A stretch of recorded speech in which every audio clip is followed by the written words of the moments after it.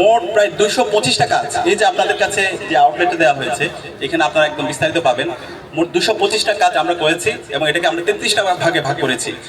তো আমরা চাই এমন একটি সরকার ব্যবস্থা, আমরা এমন একটা বাংলাদেশ। আজকে যে প্রেস কনফারেন্স, এটা শুধু একটা প্রেস কনফারেন্স না, সামনে জাতীয় নির্বাচন করে যারা এই ক্ষমতায় আসবে, আমরা চাই এই ধরনের একটা জবাবদিহিতামূলক আমরা সরকারদের দেখতে পাবো, যারা একদম সবকিছু বিস্তারিতভাবে বলবে তারা কি করেছে না করেছে। প্রত্যেকটা জিনিস এখানে আমাদের বিস্তারিতভাবে দেওয়া আছে, আমাদের ওয়েবসাইটে বিস্তারিতভাবে দেওয়া আছে। প্রত্যেকটা বিষয়ের ইনস অ্যান্ড আউট আমরা একদম শিক্ষার্থীদের কাছে পরিষ্কার করেছি এবং দেশবাসীর কাছে পরিষ্কার করেছি।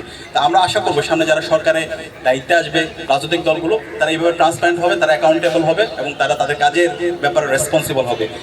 একই সাথে আমরা বিগত সময় আমরা দেখতে পেয়েছি, যখন আমরা সাবেকদের সাথে কথা বলি, মাহমুদুর রহমান মান্না ভাই থেকে শুরু করে যত সাবেক নেতৃবৃন্দ ছিল, আমরা সবার সাথে পরামর্শ করেছি, কথা বলেছি। তো তারা বলছে তারা যখন দায়িত্বে ছিল, এই ডাকসুতে দেখা যেত হচ্ছে চেয়ার নিয়ে নিজেদের মধ্যে গ্রুপিং হতো, হল সংসদের সাথে কেন্দ্রীয় সংসদের মধ্যে বিভিন্ন গ্রুপিং, সমন্বয়হীনতার কারণে কাজগুলো ঠিকমতো হতো না। তো আমরা আসার পর যেটা চেষ্টা করেছি, সবাইকে একটা প্ল্যাটফর্মে নিয়ে আসা, একটা ব্রিজিং, হল সংসদ এবং কেন্দ্রীয় সংসদ একটা টিম হয়ে কাজ করা। সেটা আমরা প্রমাণ করছি 4 মাস জুড়ে। কেন্দ্রীয় সংসদ এবং হল সংসদের মধ্যে দেখতে পাবেন ব্রিজিং। কেন্দ্রীয় সংসদ যখন কাজ করছে, হল সংসদ আমাদেরকে সার্বিকভাবে সহযোগিতা করছে। হল সংসদ যখন কাজ করছে, কেন্দ্রীয় সংসদ, আমরা একটা টিম হয়ে কাজ করছি। এখানে কোনো সুপেরিয়র অথবা ইনফেরিয়র কোনো পজিশন নাই, আমরা সবাই একটা টিম এবং একটা টিম হয়ে সবাই সবার প্রতি কৃতজ্ঞতা বোধ এবং মমত্ববোধ দেখিয়ে আমরা কাজ করছি। তো সেই জায়গায় আমরা ইতিমধ্যে হল সংসদের যদি রিপোর্টগুলো আপনারা পান, দেখবেন হল সংসদগুলো, প্রত্যেকটা হল সংসদ তাদের হলের যে মৌলিক সংকটগুলো আছে প্রত্যেকটা সংকটগুলো তারা অ্যাড্রেস করার চেষ্টা করেছে। এবং আমরা ইতিমধ্যে যেই প্রতিনিধি সম্মেলন, যেটা ডাকসুর ইতিহাসে এই ধরনের সম্মেলনগুলো আমরা বিগত সময় যাদের সাথে বসেছি তারা বলছে এরকম হয়নি। তো প্রতিনিধি সম্মেলন হয়েছে, প্রতিনিধি সম্মেলনে 18টি হল সংসদের যারা প্রতিনিধিরা ছিল তারা তাদের কথাগুলো বলেছে, মতামতগুলো দিয়েছে এবং সেটাকে আমরা রিটেন ডকুমেন্ট আকারে আমরা নিয়ে এসেছি। সেটাও আমরা আপনাদের মাধ্যমে দেশবাসীর কাছে আমরা পৌঁছে দিব। তো এর পাশাপাশি আমরা চেষ্টা করেছি পুরো নির্বাচন পরবর্তী আমরা নতুন একটা রাজনৈতিক সংস্কৃতি বিনির্মাণ করার জন্য। ডাকসুতে যখন আমরা দায়িত্ব নিই, এখানে আমরা কোনো একক দলের এক বর্গের আমরা রিপ্রেজেন্ট করি না, আমরা বিশ্ববিদ্যালয়ের শিক্ষার্থীদের প্রতিনিধি। সুতরাং এই ক্যাম্পাসে কেউ বলতে পারবে না আমি কোনো শিক্ষার্থীর অধিকার হরণ করেছি, আমি কোনো শিক্ষার্থীদের জাস্ট আমার যে আদর্শ সেই আদর্শটা আমি চাপিয়ে দিয়েছি। আমরা বলেছি এই ক্যাম্পাসটা হবে একটা মার্কেট প্লেস অফ আইডিয়াস, এই ক্যাম্পাসটা হবে একটা মার্কেট প্লেস অফ ভ্যালুস। শিক্ষার্থীদের কাছে আমরা আইডিয়াস নিয়ে যাবো, ভ্যালুস নিয়ে যাবো।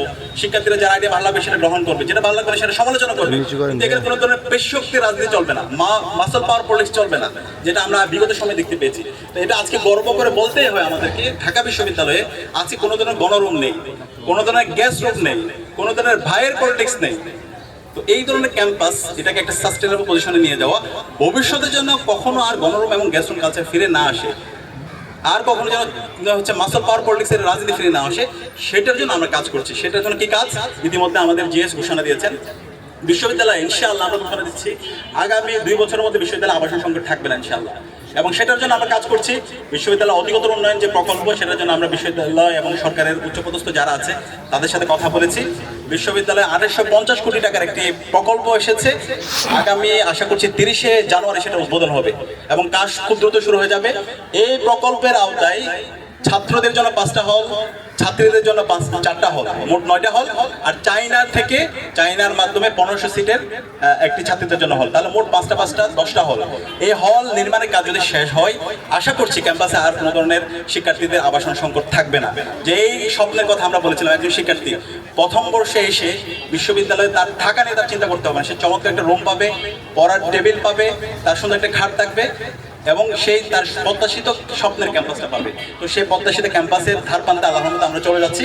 আশা করছি আমাদেরকে দেশবাসী যেভাবে আমাদেরকে দোয়া করছে, শিক্ষার্থীরা যেভাবে আমাদের পাশে আছে, আমরা শিক্ষার্থীদেরকে সাথে নিয়ে, শিক্ষার্থীরা আমাদেরকে যে বৈধতা দিয়েছিল সেই বৈধতাকে সাথে নিয়ে, শিক্ষার্থীদের ম্যান্ডেট নিয়ে আমরা সব দাবি দেওয়া আদায় করে নেব ইনশাআল্লাহ।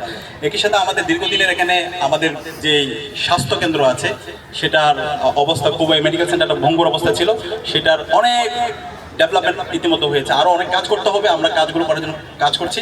আপনাদের সবাইকে অনুরোধ করবো একটু মেডিকেল সেন্টারে যাবেন। মেডিকেল সেন্টার আমূল পরিবর্তন, আমাদের তুরস্কের দাতব্য প্রতিষ্ঠান টিকার মাধ্যমে প্রায় 3 কোটি টাকার প্রকল্পের কাজ ইতিমধ্যে বাস্তবায়ন হয়ে গেছে, আরও অনেকগুলো প্রকল্পের কাজ চলমান আছে।